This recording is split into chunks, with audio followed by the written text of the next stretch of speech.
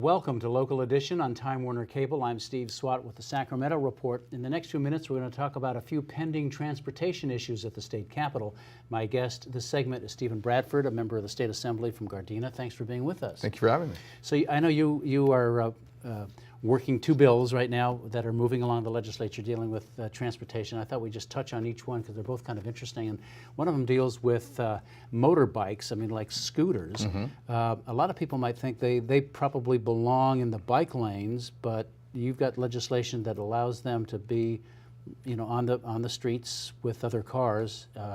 And you sort of juice up their power a little bit. Exactly. The bill will allow to raise the stroke from a two-stroke engine to a four-stroke engine, electric moped or scooter, to be able to keep up with the flow of traditional traffic with cars and other vehicles. I think it's a great opportunity to get folks out of cars, reduce pollution, reduce the traffic congestion and parking, and it's a growing phenomenon in cities like San Francisco, especially when you have a lot of hills and things of that nature. So the additional horsepower will allow them to manipulate traffic a little bit better. Yeah. Any experience with dangers on the streets? Not really. No? They're going to have to definitely have all the helmet and all the other safety guidelines if you're going to access the road. At first, we were trying to have this be part of the bike lane, but then it got expanded out because this is a little bit more powerful than a bike. So by raising the horsepower up by from 2 to 4, it allows us to access the regular roads. And you think by doing this, it would encourage more people to get out of their cars and get into a little more powerful scooter? Without a doubt. Without trunk space. Without a doubt, and it's an electric vehicle as well, so it's a clean energy source, transportation source, I should say. I want to talk about another bill that you're working on right now that deals with individuals who get their driver's licenses revoked because they can't pay a traffic fine, for example. Yes. What's the issue here? We're finding out that there's a growing number of folks who are losing their license, and then once you lose your license, chances are you lose your job because you don't have transportation, or you have no way to get your child to and from school or from a doctor's appointment, and it creates a spiraling effect on working poor folks for the most part.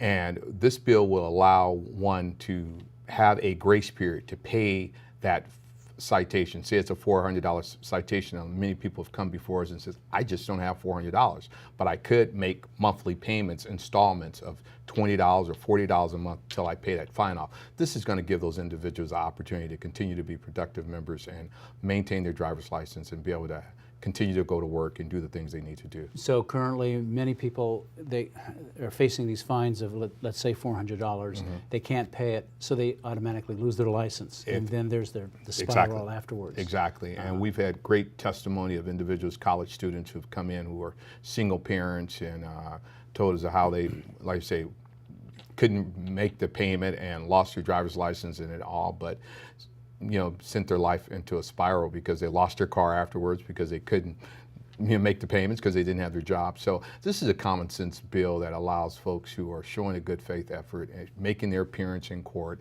and just doesn't have the full amount to pay at one time. Some people might think that paying the full fine is a deterrent to bad behavior on the roads.